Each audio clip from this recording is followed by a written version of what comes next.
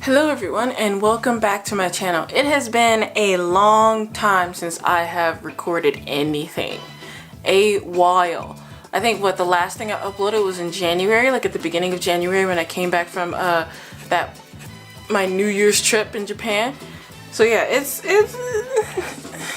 been a minute. So I'm going to talk about today is just my experiences when it comes to dating as a foreigner in Korea.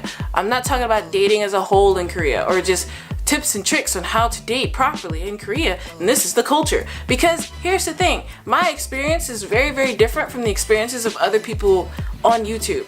You know, each person has a very different experience when it comes to dating, period. Some people completely skip the entire cultural part of Korean dating culture and they already just end up in a relationship. Some people, it's just different for them. Some people can like survive with the American style of dating that they're used to in this country and it works out perfectly for them, and if they want a relationship they get into a relationship, you know? I really don't think there's one way when it comes to dating. But if you want to know the specifics on how the culture of dating has worked in Korea, there are videos by other YouTubers who are very established YouTubers where they talk about from the male's perspective of how to date and also from the woman's perspective of how to date. They have more of a positive, non-biased opinion in my opinion of how they do it. So I'm gonna link it below. Now, here are the things that I've heard and learned when it comes to culture and dating culture in Korea.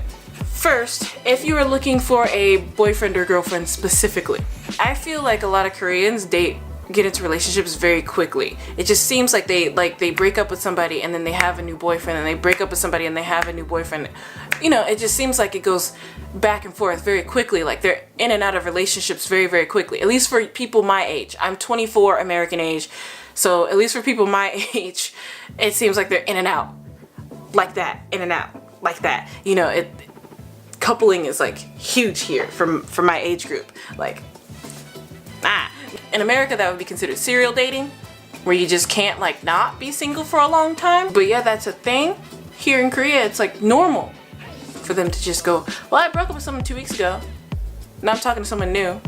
Okay. Another thing that I noticed about Korean dating culture is that if you want to be taken seriously for a relationship, the idea of sex should not exist at all in any of your conversations or your interactions. At least this is my perspective. I may be wrong. I may be foolish. You know, I'm learning. Cause in America, we tend to just talk about sex like a normal thing. Like we'll just chill with random friends that we just met 10 minutes ago, and then we'll just start talking, and then somebody's like, yeah, so this is my experience when it comes to the sex, like that. And we know that when we're talking about that this does not mean that we want to have sex with the person that we're talking to. We know that that's not our intention. It's clear. We're not thinking about this is on the brain. This is wow, I can't believe you're actually bringing up this topic. We know that that's not the reason why we're talking about that. We're literally just having conversation because that's how American people think. But we're not assuming that you want that from us just because you have the conversation.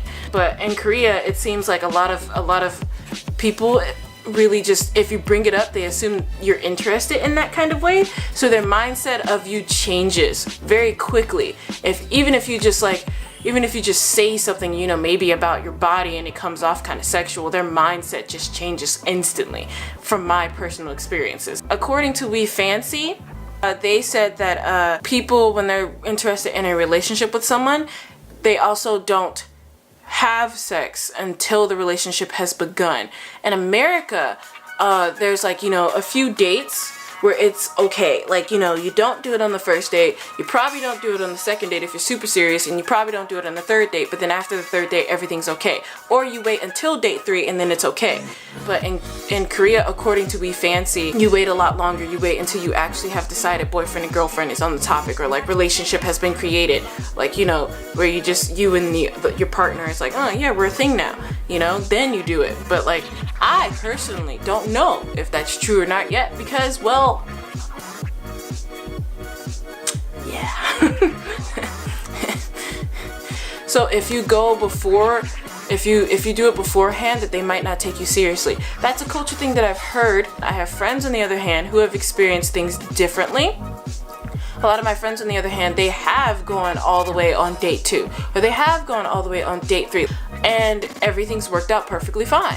And I really think that's just up to the mindset. So I really think this is a case-by-case thing, but I'm assuming that according to We Fancy, this is the majority, that the majority won't take you seriously if you don't wait until a relationship is actually established. Oh, another thing, ghosting is a huge thing in this country. Because people have this thing about saving face, which is they're embarrassed, they made a mistake, and they're embarrassed to own up to that mistake because it makes them look bad. Or they did something that hurt you, or they don't want to hurt you, and because they don't want to hurt you, they just decide that disappearing is easier than actually telling you face to face what the problem is, which I think, as a person who majored in communications, that is just really unhealthy. I know that this is a normal thing, and I understand why. It's because they're trying to save your face and their face, aka not hurting parties, but it still hurts to be ghosted. That sounded really personal coming out, but like, you know, ghosting is still a very hurtful thing. And also I feel like communicating is a lot less painful than not communicating at all. Because when you communicate, yeah, it does hurt still to tell somebody, oh, it's over because of this, and this, or I can't like start a relationship with you because of this, and this. It kind of hurts for a little bit, but it doesn't hurt as long as being ghosted, because at least you have answers. And that's the thing that I feel like is more important when you communicate with somebody, is being straightforward with what you want and what you need and what you're thinking, you know? That's really important. So culturally, that's all the stuff that I have learned so far and I have actually experienced so far. I'm not going to get on the topic of race in Korea, because there are plenty of videos on that, and a lot of the videos that might be very, very negative, some might be very, very positive, but there's at least one video of a Korean guy apparently who sheds light on that. And if somebody cares about your race and what you look like, they're shallow and you don't need to be dating them anyway.